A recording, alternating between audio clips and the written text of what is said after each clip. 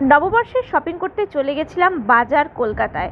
আর সেখানে গিয়ে প্রথমেই দেখলাম 50% অফে অনেক সুন্দর সুন্দর টপ দিচ্ছে, যেগুলো আমরা রেগুলার ইউজে পরতে পারি। আর এই টপগুলোর দাম ছিল 349, যেটা ডিসকাউন্ট দিয়ে 174 করে পেয়েছি।